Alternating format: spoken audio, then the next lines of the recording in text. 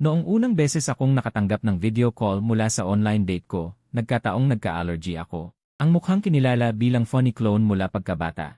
Sa screen, lumobo na parang baboy. Napatingin ako na wala nang masabi, siya naman ay kalmado pa rin. Nagbigay pa siya ng magandang ngiti at nagpatugtog sa akin, "Okay lang yan, baby. Hindi mo kailangang magpaliwanag." Hindi ako tumitingin sa mukha. Kahit anong hitsura mo, gusto kita. Parang pinapatunayan ang katotohanan ng mga larawang iginuhit niya. Pagkatapos ng araw na yon, si Xia Zi ay lalong naging mainit sa akin. Ang bawat salita ay puno ng pag-asam na magkita, "Baby, miss na kita." Nakaramdam ako ng tamis sa puso at nagpa siya akong unahan siya hanggang sa sumakay ako ng high-speed train. Sa internet, nakakita ako ng post, "Ano ang pakiramdam ng paghihiganti? 2 buwan na ang nakakaraan." Para makaganti sa ansiela na nagpaputok sa akin ng 9 beses sa damuhan, sinadya kong gumawa ng secondary account para makipag-online date sa kanya, tapos planong putulin ang relasyon pagkatapos magkita. Natatawa ang mga komento. May nag-akala na nagjo-joke lang siya, mayroon ding nagmumura sa kanya dahil sa kawalan ng respeto. Pero hindi sumang-ayon ang nag-post, hindi niyo alam kung gaano kapangit ang itsura niya. Bagamat nakakausap ko naman siya. At minsan ay nakaramdam ako ng ganung kalaking pagsisisi na halos gusto ko nang aminin ang lahat, pero nang makita ko ang mukha niya sa video, agad akong nagising. Buti na lang, ang paghihiganti sa isang pangit na tulad niya ay masasabing matinding paghihiganti. Noong araw na yon, sinadya niyang sabihin na dahil sa allergy. Pagkatapos, nagpadala pa siya ng 2 larawan na nakuha niya sa internet. Sabi niya, siya raw yon. Hindi pa siya nakakahanap ng tunay na litrato. Naghahanap pa ng mga larawan ng mga sikat na bituin. Isang malaking kasinungalingan. Ang post ay nagpapatuloy pa. Sa pag-iisip na masaya siyang darating para makipagkita sa akin ngayon, gusto kong tumawa. Pangit na nga. Bobo pa. Nalalapit na ang paghihiganti pagkatapos ng breakup. Nakakabigla. Nawala na ang isip ko. Noong una kong binuksan ang post, maaari pa akong umasa. Tahimik akong nag-aalo sa sarili ko na huwag isipin na ako yon. Ngunit habang mas marami akong binabasa, mas nakikita ko. Mahilig akong maglaro, Ankila. Maghapon na nakatutok sa cellphone, nakikipaglaban sa Kings Canyon. Nakilala ko si Xia Zai sa laro. Nagtapos lang ang high school noon. Dumating siya sa aking lugar. Ang oras at address ay tumugma. Ang kulang na lang ay ang pangalan ko. Hindi magaling ang laro ni Xia Zai, pero hindi siya nagsisikap na magkaroon ng mga espada at baluti. Malinaw ang boses, puno ng tawa at mapagbigay din. 2 araw pa lang kaming magkakilala, iba't ibang mga skin ng legend, parang binigay na walang bayad. Naging malapit kami sa paglalaro ng matagal at hindi ko napigilan na mahulog. Naturally, tinanggap ko ang kanyang pag-amin. Malaya ang pamilya ko, maliban sa maagang pag-ibig. Nakikinig ang mga magulang. Bago ang college entrance exam, bawal magka-boyfriend. Kaya ito ang unang pag-ibig ko at isang mahiwagang online love. Nang buksan ko ang kanyang pinned WeChat moments, doon ko lang napagtanto na naglabas ako ng isang Sir-level divine card. Mahahalagang sasakyan at relo, at ang mukhang maaaring agad na maging idolo. May kakaibang aura, malinaw na galing sa isang mayamang pamilya. Mukhang pinalaki ng pilak at ginto ang isang prinsesa. Pagkatapos pag-usapan ito ng aking mga kaibigan tungkol sa post na ito sa social media sa loob ng kalahating oras, ang mukha ng aking kaibigan ay nalilito. Si Jingyi at Chengchen, kailangan ba ng mga babae sa pamilya Fu ng online dating? Tila ito ay isang uri ng scam. Pagkatapos niyang sabihin yon, hindi niya ako tinanong at hindi rin ako sumagot. Ang aking mga post sa social media ay nakatakdang makikita lamang sa loob ng 3 araw.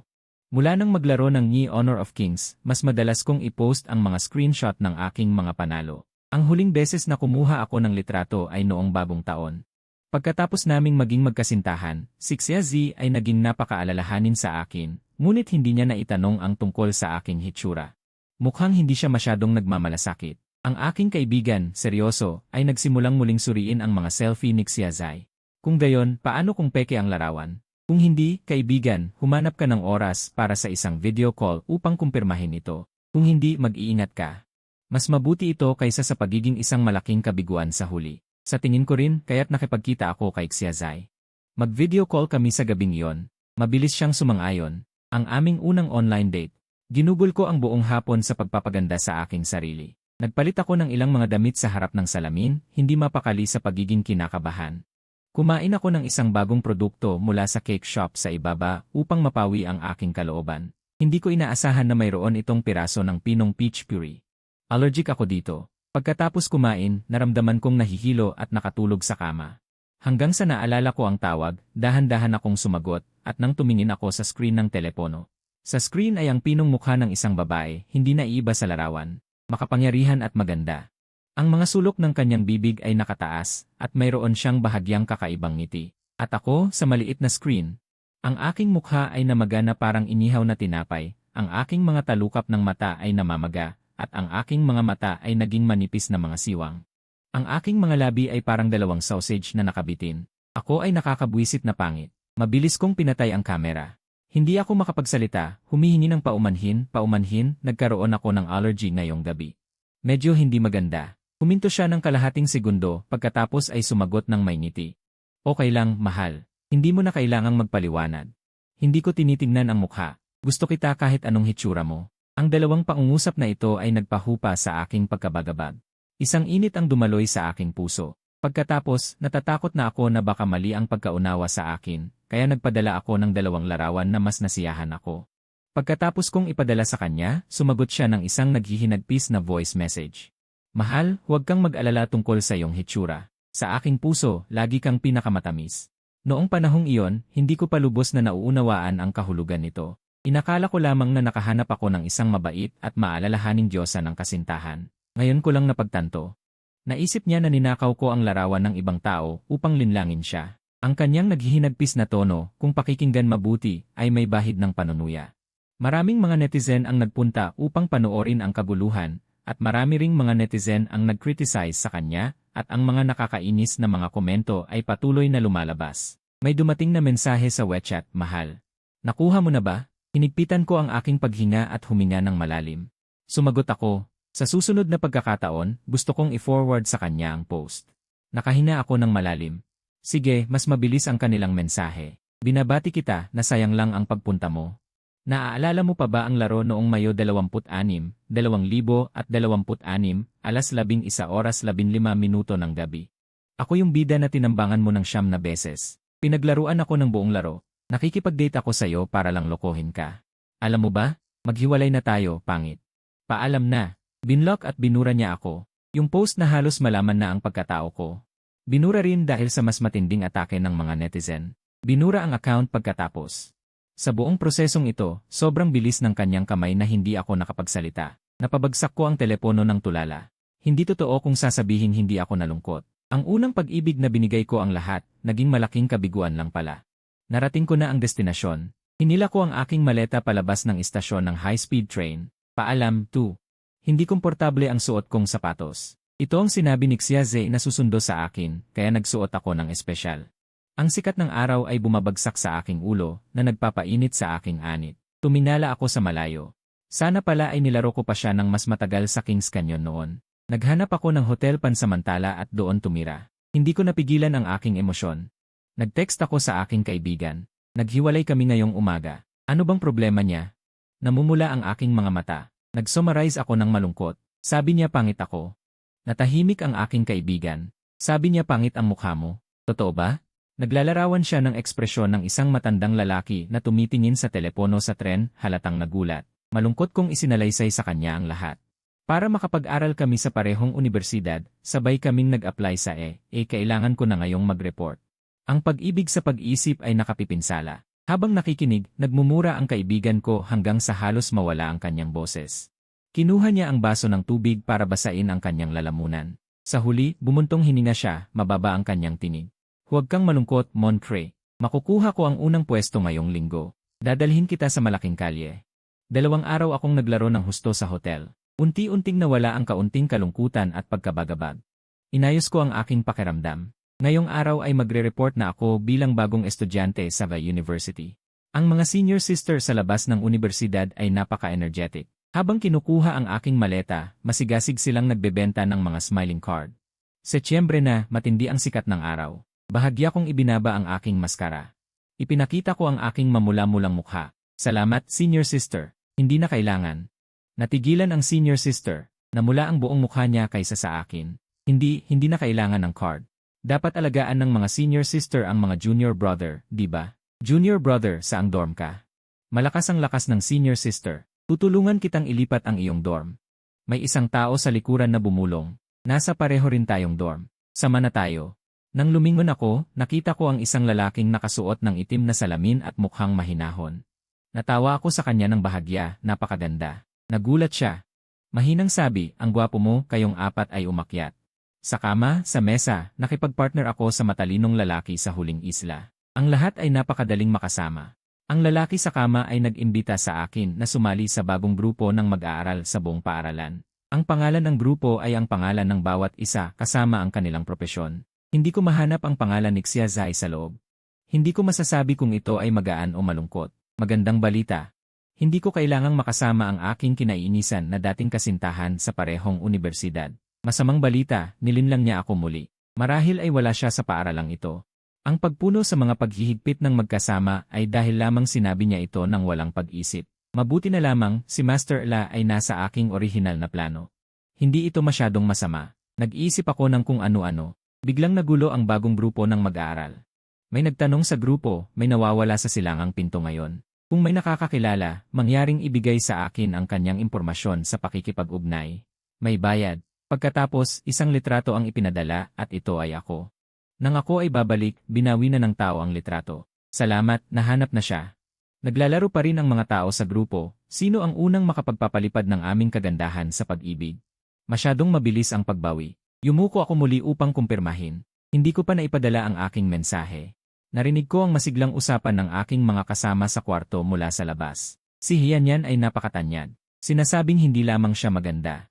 Mayaman din ang kanyang pamilya. Ang aking kasama sa kwarto, si Fang Kai, ay matagal nang nagtatago sa bagong grupo ng mag-aaral at alam ang maraming chismis. Ang swerte mo, Xia Oli, na natagpuan ka niya. Gusto ka ba niya? Si Xia Oli ay ang matalinong lalaki. May mahinang pabango sa kanyang boses. Naidagdag ko na siya. Na-realize ko lang. Ang litrato ay kinuha rin siya. Naglalakad kami noon.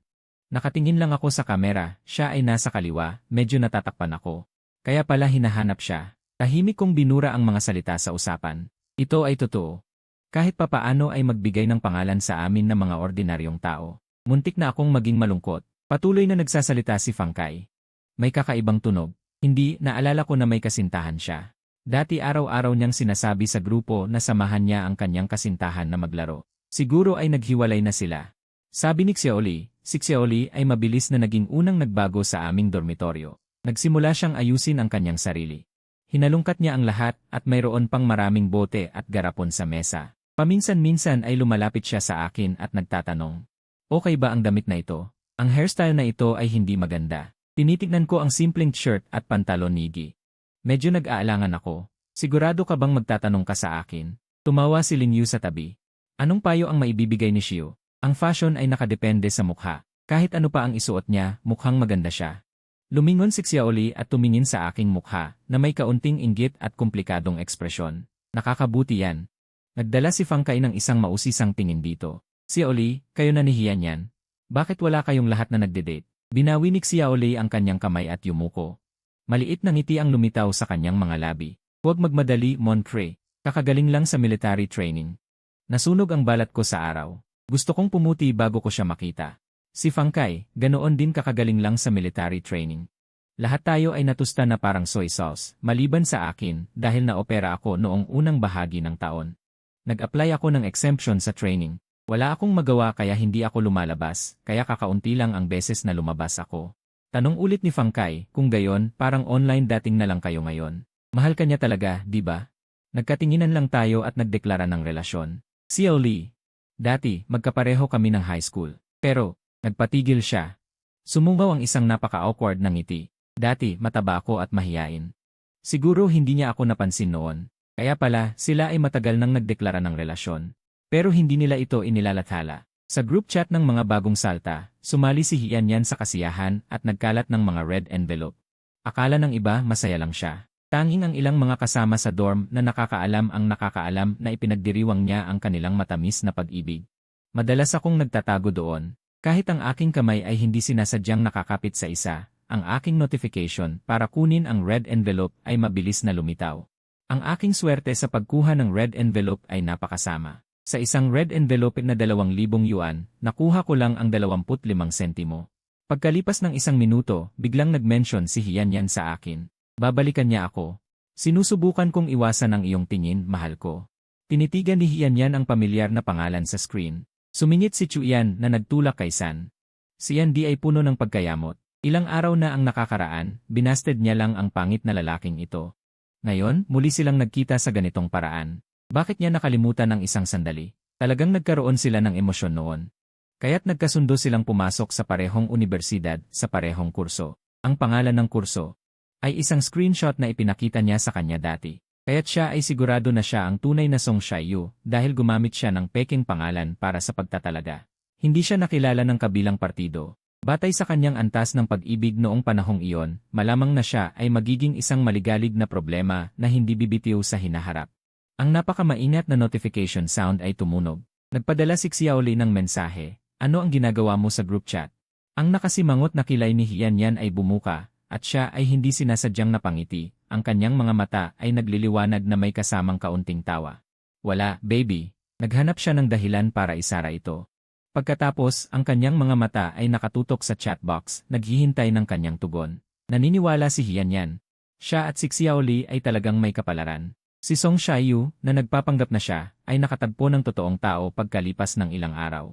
Sa personal, siya ay mas gwapo. Nakatayo lang doon, siya ay isang tanawin.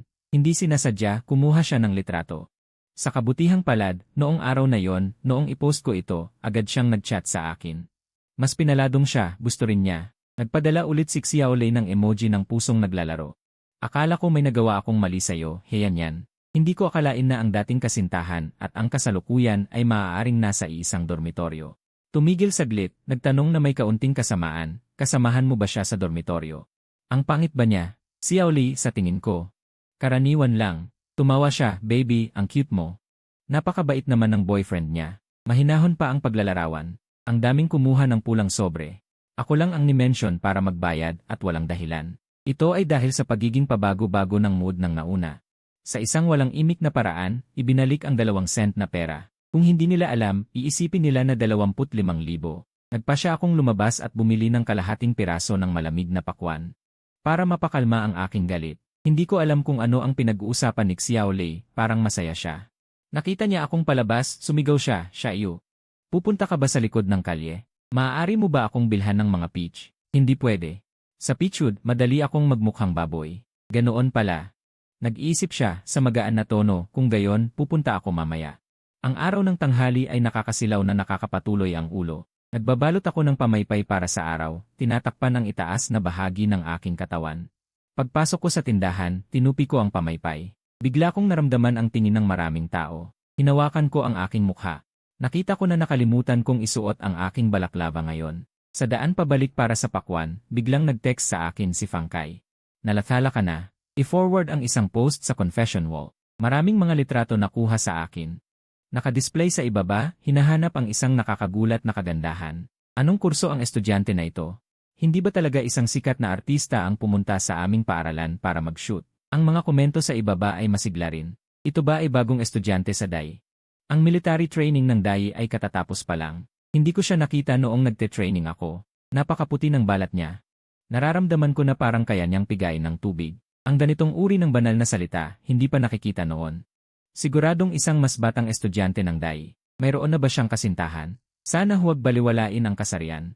Naramdaman kong hindi ko maintindihan, kaya direkta akong sumagot, "Hindi pa, Montre." Ito ang kasama ko sa kwarto. Sa kasalukuyan, single pa rin siya. Pagbalik ko sa dormitoryo, si Xiaoli lang ang naroon. Nakatalikod siya sa akin, habang naglalaro sa telepono, mabilis na nagtatype ang kanyang mga daliri. Parang may kausap siya. Nilagay ko ang pakwan at umupo upang magpahinga sandali. Pagkatapos kinuha ko ang aking telepono. Upang tingnan ang seksyon ng komento sa confession wall, nabura na ang komento ni Hianyan. Ang mga tao na naghihintay sa ilalim na kumain ng melon ay nagtatanong pa rin, bakit binura ni Hijay ang kanyang komento? Kaya, ang idolo ba ay may kasintahan? Sino ang makakasagot nito? Talagang nakakatuwa ako, lalo na ang tono ng komento ni Hianyan. Nakakainsulto. Sinasabi niya na parang ako ang kanyang kasintahan, parang ako ang kanyang pag-aari. Bukod pa riyan, hindi ko naman siya kilala. Tinanong ko si Xiaoli kung ano nang nangyari, pero hindi siya tumitingin sa akin. Mahina ang boses niya. Tinanong ko ulit siya, sabi niya nakakilala lang siya ng mali. Nakakunot ang noo ko. Palagi kong nararamdaman na may komplikadong emosyon si Hianyan sa akin. May galit at may pag-aalala pa. Hindi ko masabi ng detalyado, pero mabilis kong nalaman kung anong nangyayari. Noong isang taon, inilabas ako mula sa Black Bell, at nakasulat sa verification info ang aking pangalan, Hianyan. Hianyan, ang kasintahan ni Xiaoli, ay si Tu. Nagulat ako nang sabihin niya sa laro na ang susunod na tao, bawat isa ay malaking kasalanan. Mabuti na lang at hindi ako nagsabi ng anumang masamang salita, at pagkatapos ay pinaalis ko siya. Bobo, si Xiaoli ang kasintahan ko. Alam ko, bibigyan ba kita ng parangal? Bobo, alam ko kung ano nang iniisip mo. May silbi ba ang pangunguna sa pag-isolate ng ibang tao? Ikaw, linawin mo ang sinasabi mo. Sino ang in-isolate ko? Ano nang iniisip ko? Bobo, Songshio, hindi ka pa rin nakaka-move on sa akin. Kaya dahil sa pagmamahal, ang galit ay lumalakas. Palagi kang may mga nakakaawa na pantasya sa iyong isipan. Moncree, parang nakakainis ka. Noong una, nasaktan ako noong nakipaghiwalay ako, pero nang lumipas ang kaba, ang naramdaman ko lang ay ang pangungutya. Ngayon, nagkakasakit ako kung iisipin ko siya. Bukod pa riyan sa paningin niya, ang aking karakter ay napakasama. Dahil sa koneksyon niya, tiyak na gagambalain ko ang kanyang kasintahan. Ano ng kalokohan ang iyong pinaghihinalaan? Pero hindi ko siya urirain, kaya ano ang gusto mong gawin ko? Pero anumang hilingin mo, gagawin ko ang kabaligtaran dahil wala akong obligasyon na sundin ka. Nagpadala si Hianyan ng voice message. Ang kanyang boses ay mahina at tila ng akit. Songshio, ipapakilala ko sa iyo ang aking kaibigan. Tayo na lang ba? Huwag mo na akong iligtas mula ngayon at huwag mo nang guluhin si Xiaoli. Ituring mo na lang na hindi tayo nagkakilala. Pagkatapos nito, may dumating na personal message. Ang babaeng ipinakilala ni Hianyan sa akin. Ang pangalan niya ay Hiwei. Alam kong mas matanda siya sa amin ng 1 taon, isang kilalang babaeng contestant sa mga paligsahan. Ang ilan ay nagsasabi na maganda siya, ang ilan ay naiinggit sa kanyang galing sa laro, at sinasabi na mahirap siyang suyuin. Hindi ko alam kung paano siya kinausap ni Hianyan para makipag-ugnayan sa akin. Pagkatapos idagdag ang contact info, diretsyo si Hiwei. Gusto mo bang magkita? Hindi ako sanay makipag-usap sa mga taong hindi ko pa nakikilala. May dahilan ang pagpunta niya dito. Bago sumagot, kailangan ko munang mag-text sa aking kapatid. Kapatid, may gusto akong sabihin sa iyo, kapatid. Tigilan mo na. Huwag mong sabihin sa akin na may kinalaman ito kay Xiazai. Kung maangahas kang sabihin ang anumang salita na may kinalaman sa pag-ibig, pagkagusto, hindi malimutan, ako ay bibili ng tiket at pupunta doon para patayin ka. Nagtype ako ng nag-aalangan, masasabi bang may kinalaman ito? Binigyan niya ako ng kapalit na isang matamis na aso. Mukhang magaling siya sa laro. Nagsimula na ang season. Iniisip ko kung maaari niya tayong dalhin. Kapatid, gusto kong manalo. I'll copy his game right away. 2 minutes later, bro, no problem. He's actually a national standard wild king. Wow. We're saved this season. I allowed him to play games with us, so agreed to meet Hiwei. I didn't want to go to any of the places he suggested. Too far, too troublesome. After a flat denial, Hiwei finally suggested meeting me downstairs at the dorm. I was a bit hesitant. When went down, she had already been waiting for a few minutes. From afar, I saw her figure, wearing a white dress. As I got closer, I realized her face was very beautiful. Her beautiful eyes were exquisite, her features sharp. She glanced at me and quickly looked away. Then she looked again. Only when I stood in front of her did she raise her eyebrows in disbelief. Her cold expression melted, replaced an expression of realization. You're Hian's ex-boyfriend. My name is Songshio. She was a bit shorter than me, looking up at me thoughtfully. You're not what imagined, she unexpectedly said. Never mind. Let me introduce myself properly. She extended her hand towards me. My name is Hiwei. Isn't that a bit too formal? I thought to myself. I gently replied, hello, Senior Hiwei. After a brief exchange, she suddenly changed the subject. Junior, are you sure Hianyan won't get back with you? I find it hard to believe. How could she ask such a question? Of course not. She has a boyfriend now. Besides, I don't like her either. Hiwei smiled. Pang Kai was gossiping excitedly in the dorm. I overheard. Hianyan really had a boyfriend before, and they broke up not long ago. Have you seen a photo of her ex-boyfriend? I had just returned. Hian happened to make eye contact with Xiaoli. He initially showed. Maybe. Otherwise, how could she have been dumped? I pulled up a chair and sat down. Let's get straight to the point, Xiaoli. Are you spreading rumors outside that I'm instigating isolation? The other two suddenly looked at me, as if asking, what's going on? Xiaoli's fingers all retracted, and she clutched her hands. I didn't say that. I continued, then do you know that Hianyan has already come to find me? Do you also know that I'm the ex-boyfriend Hianyan just dumped? You were so focused on the gossip that you ran into the main character. Fang Kai immediately covered his mouth. In contrast, Xiaoli lowered her head and refused to speak. I knew she was aware of everything. So, if Yan said we were isolating her, aren't you going to explain? Fang Kai moved his hands away again and glanced at Xiao Li. No wonder the counselor came to see me today. He made me watch an hour-long educational video about school bullying. Xiao Li tearfully said. I didn't mean that. Just felt that I wasn't fitting in and was a bit unhappy. Mali ang pagkakaintindi mo sa sinabi ko, tu. Paumanhin, Xiaoyu, Lingyu. Fang Kai, humihingi ako ng paumanhin sa inyo. Ipapaalam ko rin sa advisor ang nangyari. Sa 4 na taon sa universidad, araw-araw tayong magkasama. Kung ganyan na ang mga salita niya, para akong nahaharap sa matinding kalaban. Kinuha ko ang salamin at tinignan ang sarili ko. Buong mukha ko ay namumula at namamaga, parang hindi malusog. Ang mga feature ko ay nababaluktot. Nagka-allergy na naman ako. Hindi naman ako kumain ng kung anong nakaka-allergy kamakailan. Wala akong panahon para mag-isip. Kinuha ko ang spare allergy medication at uminom, pagkatapos ay nagbihis ako ng buong ingat.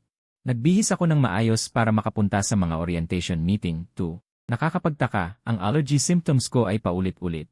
Nagsawa ako kahapon, tapos namaga ulit ako ngayon. Mabilis na naubos ang gamot ko. Baka may bago akong allergy. Medyo naguguluhan ako. Magpapacheck up na lang ako sa ospital sa susunod. Sa ngayon, kukunin ko muna ang gamot sa klinik. Nasa dorm silang lahat. Sina Lingyu at Fang Kai ay magkatabi at pinag-aralan ang mga elective subjects. Si Xiao Li naman ay hindi maganda ang pakiramdam at nakahiga sa kama.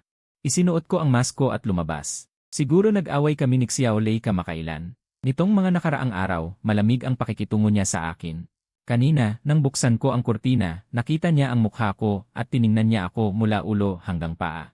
Hindi maganda ang tingin niya. Pagkasara ng pinto sa likod niya, narinig ko ang boses niya na parang nagsasalita. Hindi ba't mukha siyang manto? Pagkatapos ay narinig ang mga boses ni Fang Kai at Lingyu. Xiao Li, bakit mo sinabi yan? Nahihirapan din siya kapag may sakit siya. Tama ka, baka hindi na siya makakilos. Marami pa akong kailangang gawin ngayon at kailangan kong pumila. Umupo ako sa upuang nasa labas. Nakapikit at nagpapahinga, minomonitor ko ang oras. Malapit na ang turn ko. May umupo sa tabi ko at bahagyang yumuko papalapit. Amoy matapang na pabango ng babae. Classmate, pwede mo ba akong mauna mamaya? Ang boses na ito. Dahan-dahan kong inangat ang aking mga pilikmata at sa pamamagitan ng aking sunglases, nakita ko ang mukha ni Yan. Lumitaw sa harap ko. Nang makita niyang hindi ako nagsasalita, nagtaas siya ng kilay. Sa mahinang tinig, ipinaliwanag niya, ang kasintahan ko ay hindi maganda ang pakiramdam at nagmamadali. Bigyan mo kami ng pabor o kung magkano ang gusto mo. Yan, pinutol ko siya, boses ko ay garalgal. Nagulat siya at dahan-dahang nawala ang ngiti niya. Nakilala niya ang boses ko. Biglang nanlamig ang ekspresyon niya. Ikaw pala. Ito siguro ang unang pagkakataon na talagang nagkita tayo. 1 buwan na ang nakalipas, pareho tayong nag-iisip tungkol sa mga magagandang sandali na darating. Ngayon na nagkita tayo, nanatili na lamang ang lamig na tila mga talim. Tinitigan niya ako ng 2 segundo. Bigla niyang inabot at tinanggal ang sunglases ko at tumitig sa mukha ko.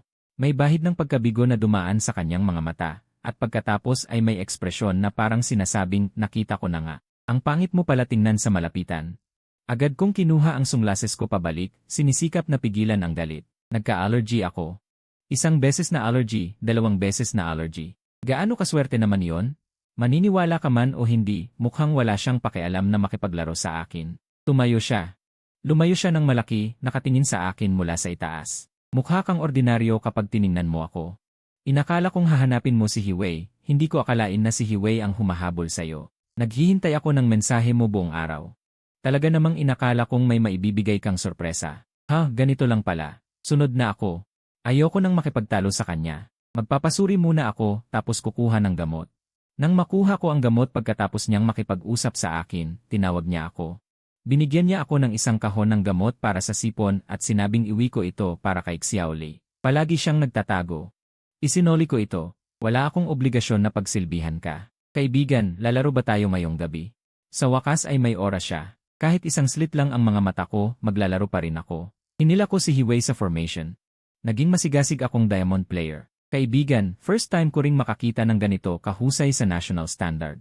Nagtatago kami sa damuhan, matyagang naghihintay ng biktima. Sa hindi inaasahang pagkakataon, dumating ang 5 tao mula sa kabilang panig. Takot na takot ang kaibigan ko at nag-flash backward. Sa huli, si Hiwei ang nagligtas sa amin. Hindi ko napigilan ang aking sarili na purihin siya.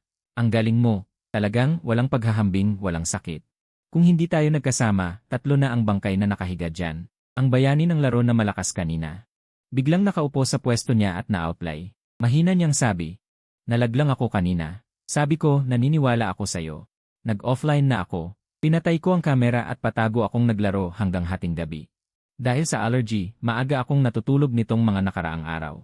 Ngayon ay isang exception. Nang akmang bababa si Kele para uminom ng tubig, bigla siyang bumangga sa mesa. May taong nagtatago doon. Kinuha niya ang aking moisturizer at pinahid ito. Binuksan ko ang flashlight ng aking cellphone. Anong ginagawa mo? Malinaw na nakita sa likod na ilaw ang natatakot na mukha ni Xiaoli. Hawak pa rin niya ang kalahating peach. Ang ingay na ginawa ko ay nagising ang dalawa pa niyang kasama sa kwarto. Napatingin sila sa akin na parang natutulog. Tinanong ko, anong nangyayari? Mahigpit kong tiningnan si Xiaoli. Malamig kong sinabi, ikaw ang nagpa-allergy sa akin nitong mga araw na ito. Nagpakita siya ng awkwardness dahil nahuli siya. Mahina niyang sinabi, hindi, inisip ko lang na baka gumaling ang allergy kapag tinamad ako. Dahil sa allergy mo, gusto kong subukan. Sobrang pilit ng dahilan. Mabilis ding naintindihan ni Lin Yu at Fang Kai kung ano ang nangyayari. Pareho silang pumili ng panig ko. Xiaoli, magkakapareho kayo ng dorm. Ano ang ginagawa mo? Bakit mo siya sinaktan? Ano ang nagawa ni Xiaoyu sa'yo para gawin mo ito? Hindi ko maintindihan. Dahil ba kahiyan yan?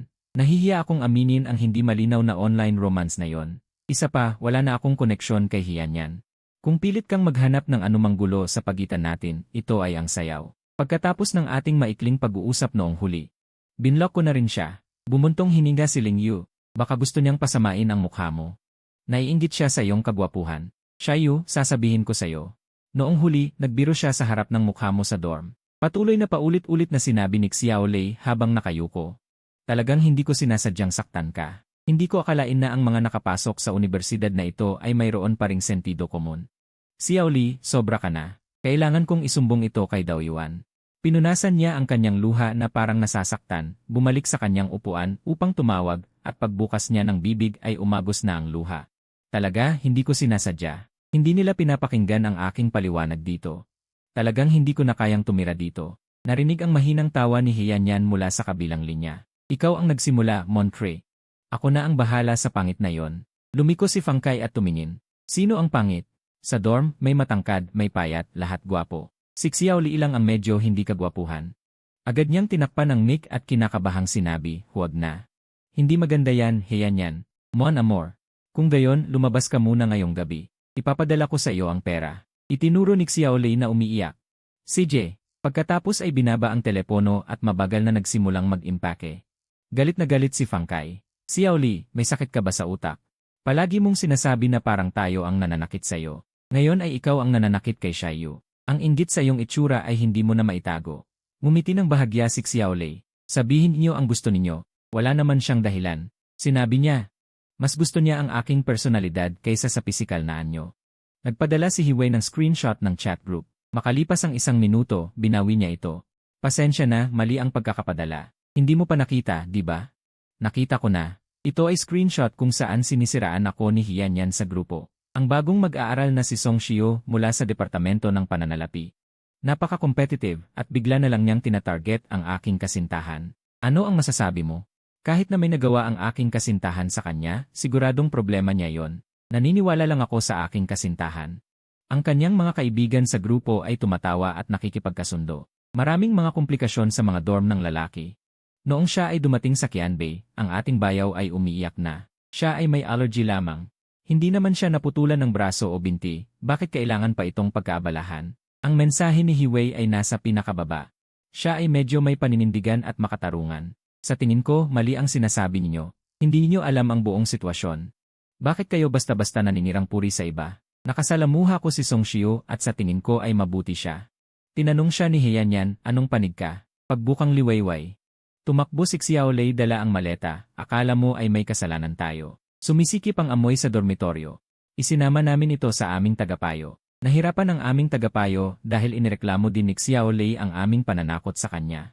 Nais niyang lumipat ng dormitoryo. Wala pang sapat na ebidensya sa alinmang panig. Neutral ang saloobin ng aming tagapayo. Sino ang mas mahalaga? Habang bumabalik si Fang Kai, patuloy siyang nagmumura. Bakit hindi ko napansin na ganoon siya ka-plastic noon? Anumang masarap o masayang bagay, nagbahagi ako sa kanya. Tila hindi rin nakumbinsi si Ling Yu.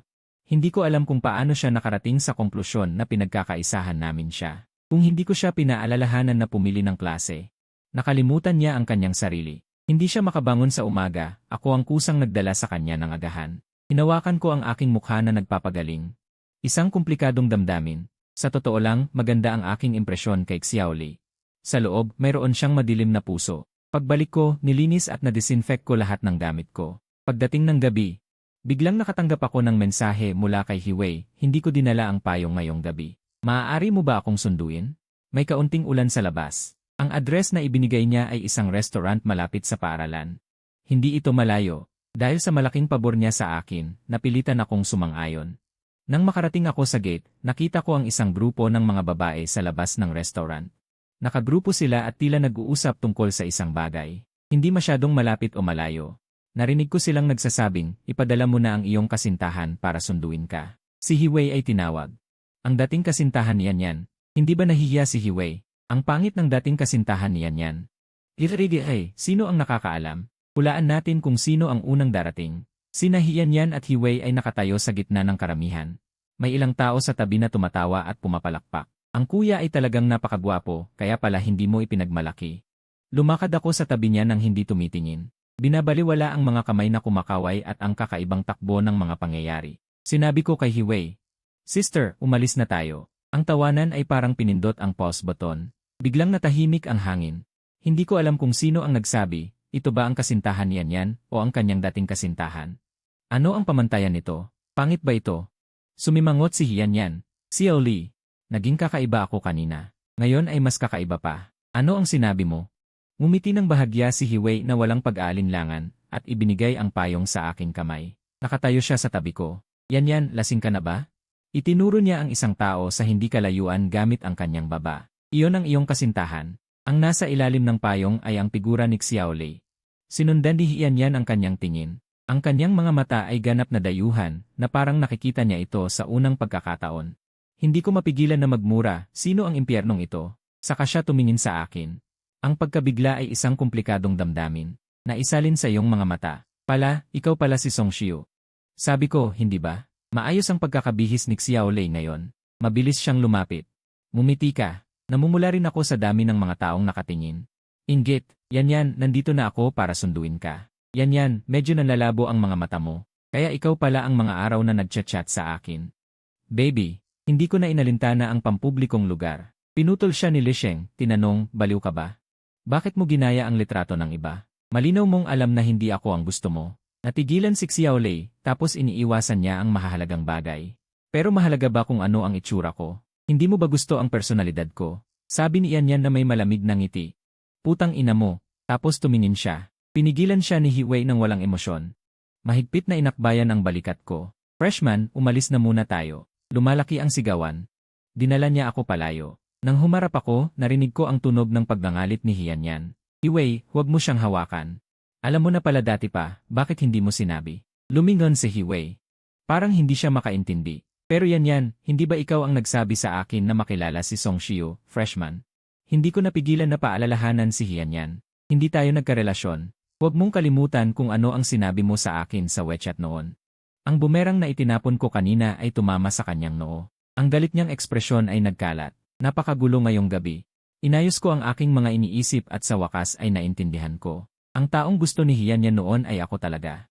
Ngunit si Xiaolei ang umangkin. Hindi katakatakang ayaw niyang ihayag o makipagkita. Hindi ba siya natatakot na mabuking? Habang iniisip ko ito, hanggang sa makarating kami sa destinasyon. Ang boses ni Hiwei ang nagpabalik sa akin sa aking mga iniisip. Ano ang iniisip mo? Lagi kong naitanong ang pagtataka ko kanina. Sumagot siya ng walang pakialam. Dahil inakala niyang napakaganda ni Hianyan. Akala niya basta't nagkakakilala sila at nagkakaroon ng damdamin. Susportahan siya ng walang kondisyon. Isa itong malaking pangarap. Isang taong tulad niya. Inuuna lang ang sarili niya, tapos tumingin siya sa akin na may mga matang puno ng pag-asa. Freshman, paano ka? Alam mong may nararamdaman pa siya para sa'yo. Bababa ang tingin mo. Bahagyang umuso ako. Paano magiging posible? Hindi ako basurahan ng mga sira.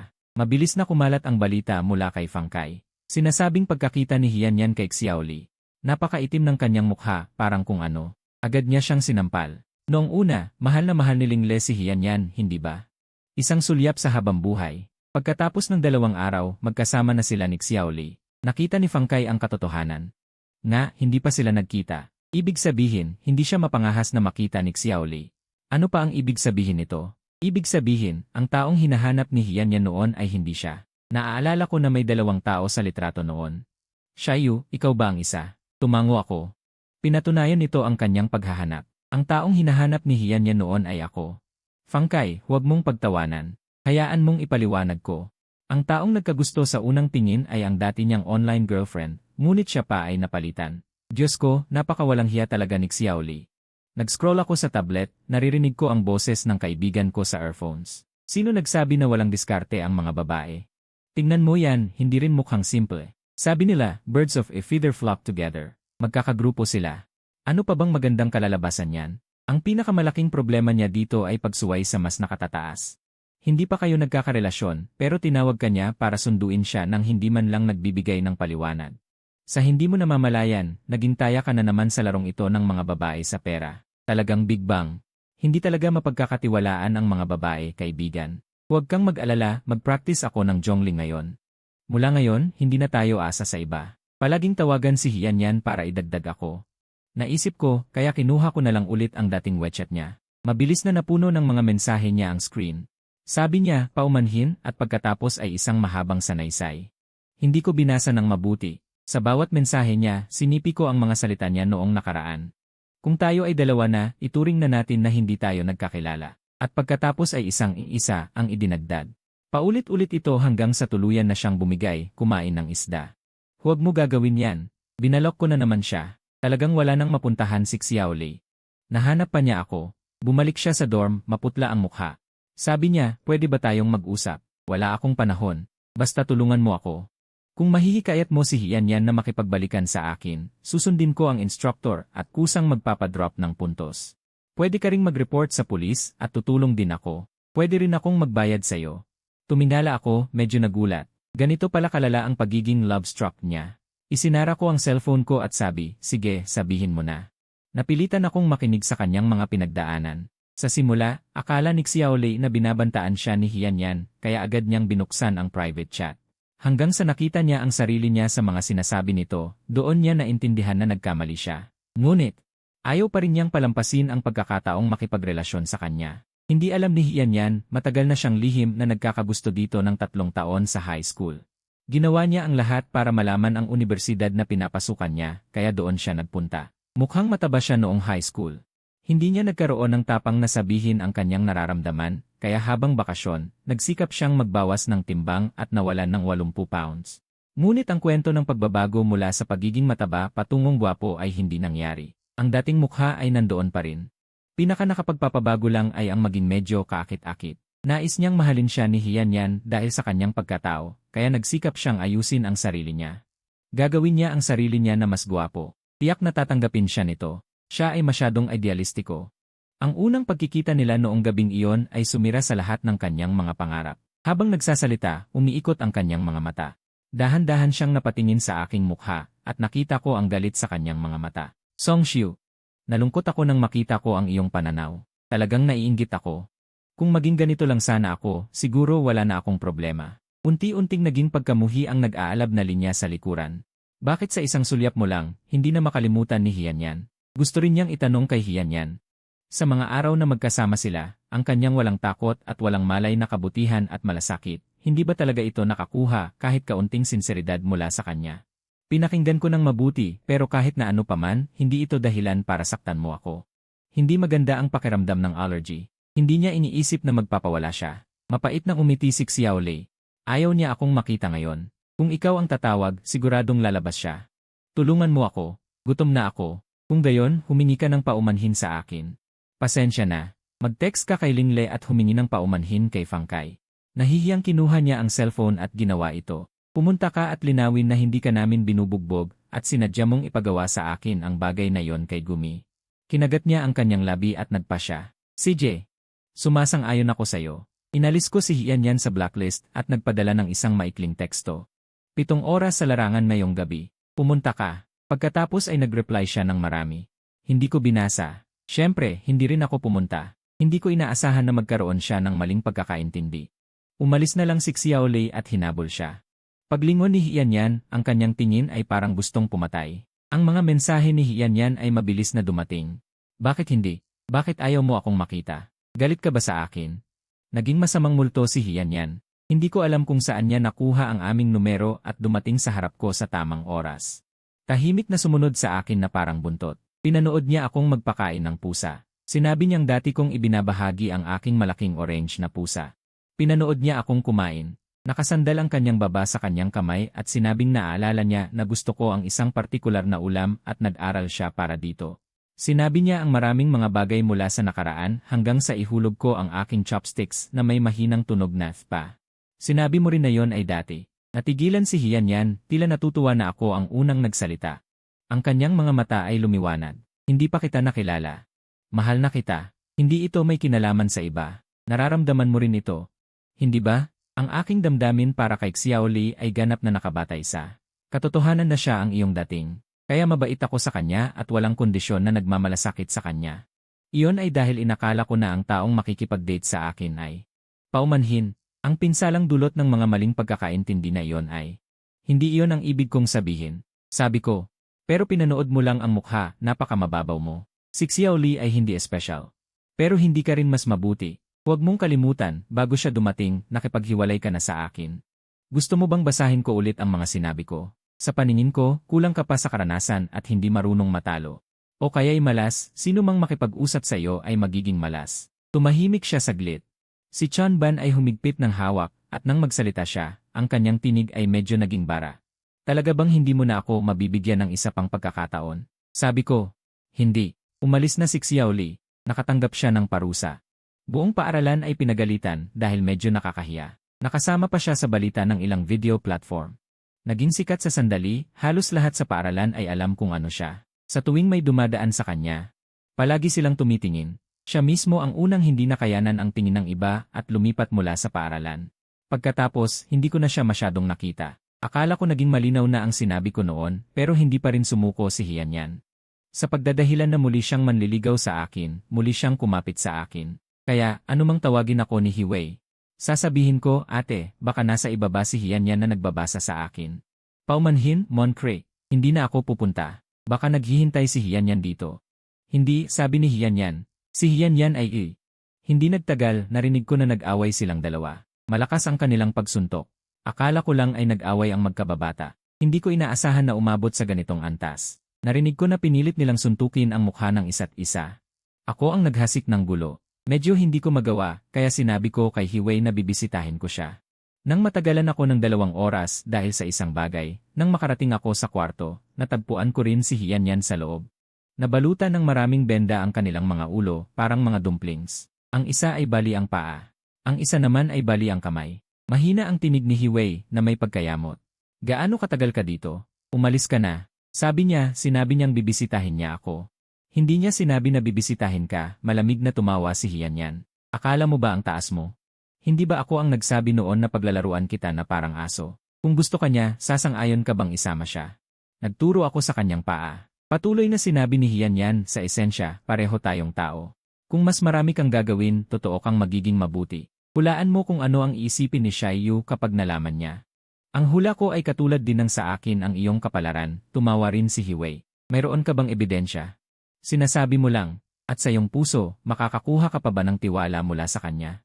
Natahimik si Hianyan. Binuksan ko ang pinto at pumasok. Parehong nakadismaya.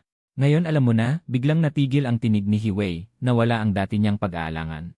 Talaga, at Hiwei, hindi ko inaasahan na ganyan ka rin. Tapusin na natin ang pagkakaibigan. Mukhang tama ang sinabi ng mga kapatid ko. Nag-away ulit sila sa kwarto. Ang grabing pinsala ay nagdulot ng 2 pamilya na dating malapit ang relasyon. Ngayon ay medyo naging sensitibo. Ngunit hindi iyon ang aking inaalala, sinunod ko ang aking sarili sa pag-angkop sa ritmo ng unibersidad. Lumipas ang ilang panahon, kaya ko nang maging host sa New Year's Eve party. Bagong taon, bagong simula. Sa audience, lahat ay kumukuha ng litrato gamit ang kanilang mga cellphone. Pagbaba ko sa stage, sina Hianyan at Hiwei ay nakatayo, hawak ang mga bulaklak.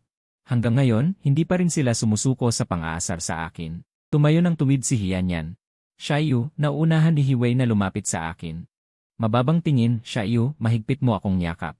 Huwag mong maliitin ang ugnayan sa pagitan natin. Ngayong gabi, magharap tayo at maglaro.